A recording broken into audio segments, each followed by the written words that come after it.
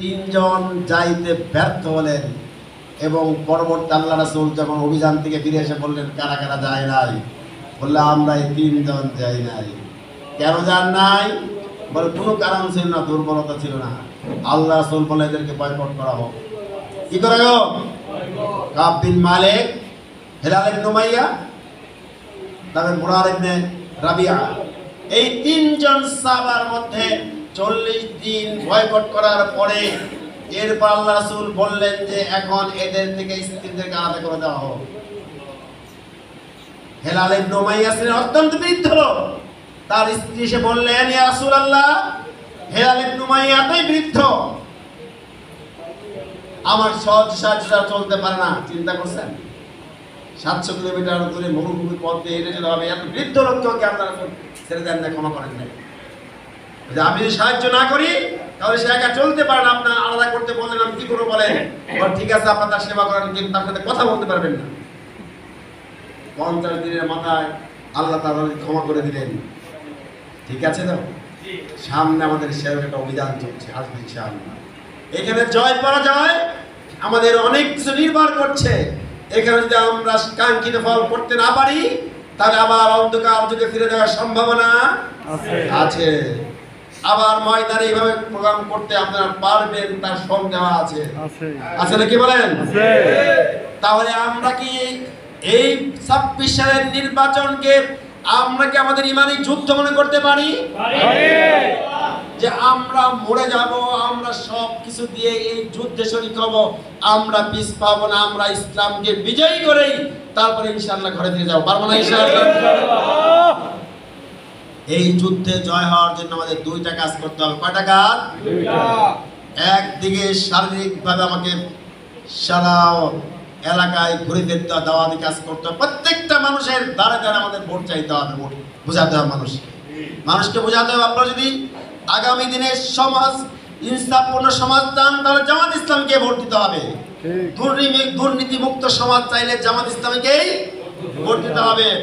চাঁদাবাজ মুক্ত দেশ গড়তে হলে জামাত ইসলামীকেই ভোট দিতে হবে। যদি আপনারা জুলুমহীন একটি সুন্দর উন্নয়নমূলক দেশ চান তাহলে জামাত ইসলামীকেই ভোট দিতে হবে। এই কথাটা মানুষকে বলতে হবে। বলতে পারবো না ইনশাআল্লাহ? সবাই পারবো তো ইনশাআল্লাহ? 2 নাম্বার বিষয় হলো এই নির্বাচনের বৈতরণী পার করার জন্য আল্লাহ রাসূল যেমন তাবুক যুদ্ধে বলেছিলেন, যার যা আছে সব সামনে হাজির করো, সমস্ত সম্পদ যার যা সামর্থ্য তা সব নিয়ে আসো। উসমান রাদিয়াল্লাহু তাআলা ছিলেন সবচেয়ে সাহাবাদের ধনী, তাকে বলাই হতো উসমান গনি। গনি শব্দের অর্থ ধনী। উসমান গনি বলা হতো না? উসমান গনি শব্দের অর্থই হলো কি? ধনী। উসমান রাদিয়াল্লাহু তাআলা আনহু তার সম্পদের 3 ভাগে 1 ভাগ স্তূপ করলেন আল্লাহর রাসূলের সামনে। ওমর রাদিয়াল্লাহু তাআলা অর্ধেক দিলেন। আবু বকর রাদিয়াল্লাহু তাআলা ছোট্ট একটা পুটলি নিয়ে আল্লাহর রাসূলের সামনে হাজির করে এইবার উসমান হাসে আর বলে, এইবার বুঝি দানে আমি ফার্স্ট হয়েছি। আল্লাহ রাসূল জিজ্ঞেস করলেন, উসমান তোমার দানের খবর কি? বলল, ইয়া রাসূলুল্লাহ আমি 3 ভাগে 1 ভাগ দিয়ে দিয়েছি। ওমর তোমার খবর কি? ওমর বলল, আমি অর্ধেক দিয়েছি। আবু বকর তোমার খবর কি? নিচু গলায় আবু বকর বলে, ইয়া রাসূলুল্লাহ আমার কাছে কিছু নাই, আমার যা ছিল আমি সব 100% আপনার পায়ে হাজির করেছি। আল্লাহর কাছে দানের পরিমাণ আল্লাহ তাআলা নির্ধারণ করে দেখেন না। আল্লাহ দেখেন দানের পার্সেন্টেজ। আমার 1 কোটি টাকা আছে, 1 লক্ষ টাকা দিলাম, কত পার্সেন্ট হলো? 1% হলো। আমার 100 টাকা আছে, আমি 100 টাকা দিয়ে দিলাম, কত পার্সেন্ট হলো? 100% হলো। আল্লাহর কাছে দানের এই পার্সেন্টেজের মূল্য। কারণ সম্পদ দিয়েছেন কে? আল্লাহ। আমি আপনাদের সামনে যে আয়াতটা প্রথমে তেলাওয়াত করেছি, ইয়া আইয়ুহাল্লাযীনা ওয়া মা লাকুম আল্লা তুনফিকু ফি সাবিলিল্লাহ, হে ঈমানদাররা আমি বললাম তোমাদেরকে দান করার জন্য, আর তোমরা কেন দান করছো? তোমাদের কি হয়েছে? অথচ এই আসমান জমিনের সমস্ত মিরাজের অধিকারী কে? আল্লাহ। আমি নিজে আল্লাহ। আর শোনো, বিজয়ের আগের দান আর বিজয়ের পরের দান কখনোই সমান হতে পারে না। বিজয়ের পরে দানের অভাব হবে না, টাকার অভাব হবে না, কিন্তু বিজয়ের আগে বিজয় অর্জন করার জন্য যে প্রয়োজনীয় অর্থ দরকার, সেই অর্থ যারা দিবে তাদের সম্মান অনেক বাড়িয়ে দিবেন। কে বলেছেন? আল্লাহ। এরপরে আল্লাহ বলেছেন, মানজাল্লাযী ইউকরিদুল্লাহ কারদান হাসানা, কি তোমরা কে আছো যে আমাকে কর্জ হাসানা দিবে? আল্লাহর রাস্তায় দান করাকে জিহাদ ফি সাবিলিল্লাহ দান করা আল্লাহ কর্জে হাসানা বলেছেন। কি বলেছেন? কর্জে হাসানা মানে হলো যেটা উত্তম রূপ ফেরত দেওয়া হয়, তাকে কর্জে হাসানা বলা হয়। আর আল্লাহ বলছেন ফাইদাইফাহু লাহু আদরাফান কাসীরা, আমি এটাকে অনেক গুণে বৃদ্ধি করে আমি তোমাদেরকে ফেরত দেব। কে বলেছে? আল্লাহ। আল্লাহর কথা কি মিথ্যা হতে পারে? আনাস্তাকু মিনাল্লাহি কিরা, আল্লাহর কথা হচ্ছে তার কার কথা সত্য হতে পারে? সম্মানিত ভাইরা, এই নির্বাচনে আমাদের যারা প্রার্থী, আমাদের সবাই গরিব প্রার্থী এবং তাদের ব্যক্তিগত কোনো টাকা খরচ করলেও সংগঠন এলাও করবে না। কারণ ব্যক্তিগত টাকা তখনই খরচ করবে তখনই দুর্নীতি করার সম্ভাবনা থাকবে। কারণ আমি এখানে 1 লক্ষ 1 কোটি টাকা বিনিয়োগ করেছি, এখান থেকে আমার লাভ করতে হবে, এর সম্ভাবনা থাকবে না। এই যে জামাত ইসলামের সিস্টেম হলো প্রার্থী যেমন নিজে হতে পারে না, সংগঠন থেকে সিদ্ধান্ত দেবে সেই প্রার্থী হবে, আবার যিনি প্রার্থী হবেন তার কাছ থেকে আমরা টাকা নিয়ে নির্বাচন করব না। সংগঠনের এই টাকার সমস্ত টাকার দায়িত্ব সংগঠন নেবে। সংগঠন মানে আমরা নেব কারা? আমরা যারা কর্মী বাহিনী আছি, মুজাহিদ বাহিনী আছি, আমরা নেব সম্মানিত ভাইরা। এই জন্য আমিরে জামাত 2026 সালে নির্বাচনে আমাদের রুকন ভাই যারা আছেন প্রত্যেককেই 1 মাসের টাকা, 1 মাসের ইনকামের টাকা তাদের আমাদের নির্বাচনী ফান্ডে জমা দেওয়ার জন্য ফরজ করে দিয়েছেন। আর আমরা যারা রুকন আছি, রুকনদের আমির জামাতের কথার বাইরে যাওয়ার কোনো সুযোগ আছে? এই জন্য আলহামদুলিল্লাহ আমাদের সমস্ত রুকন ভাইরা তারা 1 মাসের ইনকাম আমাদের নির্বাচনী ফান্ডে জমা দিয়েছেন এবং দিচ্ছেন, দিবেন ইনশাআল্লাহ। আর কর্মী ভাইদের কাছে আমির জামাত সালাম দিয়েছেন, যেমন ভাইদেরকে আপনার সালাম দিবেন আর আমার পক্ষ থেকে আহ্বান করবেন যে আপনাদের কাছেও 1 মাসের ইনকামের টাকা আমাদের এই নির্বাচনী ফান্ডে জমা দেওয়ার জন্য অনুরোধ করা হয়েছে।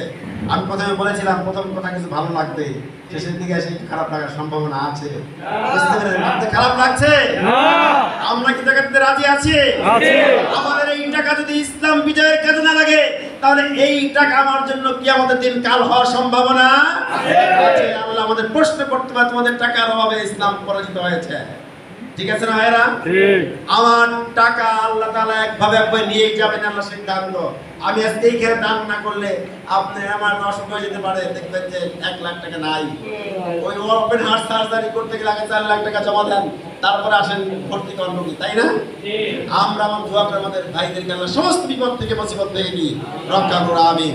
সম্মানিত ভাইরা, তাহলে আমি যেহেতু সময় নাই, লম্বা সময় কথা বলার সুযোগও নাই, আমি আমাদের কর্মী ভাইদের কাছে আহ্বান জানাতে চাই যে আমাদের কর্মী ভাইদের মধ্যে কারা কারা স্বেচ্ছায় খুশি মানে আমি আমাদের সেই আহ্বানকে সামনে রেখে যে আমি আমার মাসে 1 মাসের ইনকামের টাকা আমি এই নির্বাচনী ফান্ডে জমা দেবো, একটু আমার তাদের হাতটা দেখতে চাই কারা কারা আমি আছেন ইনশাআল্লাহ। যে সমস্ত ভাইরা 1 মাসের টাকা আরেকটু একটু দেখান, তারপর আমরা আসতেছি কে কে ভাইরা আছেন যে আমাদের নাম লেখেন। এবং আপনার সেই 1 মাসের টাকা কত আমরা জানি না, তো আল্লাহ জানেন, আপনি জানেন। সে 1 মাসের ইনকামের টাকাটা কত আপনারা একটু লিখে আমার মনে হয় সবার কাছে কাগজ দেন, আমরা সবার কেন করি, সবার কাছে একটা করে চেক করতে দেন। যে সমস্ত ভাইরা 1 মাসের টাকা দিবেন আপনার নামটা লিখে, আপনার মোবাইল নাম্বারটা, থানার নাম, ইউনিয়নের নাম লিখে আপনারা এখানে জমা দেন। সম্মানিত ভাইরা, এই পর্যায়ে আমরা আসি, আমাদের যেহেতু সবাই কম, যে সমস্ত ভাইরা 1 মাসের টাকা দিতে পারবেন না তাদের ব্যাপারে আসি।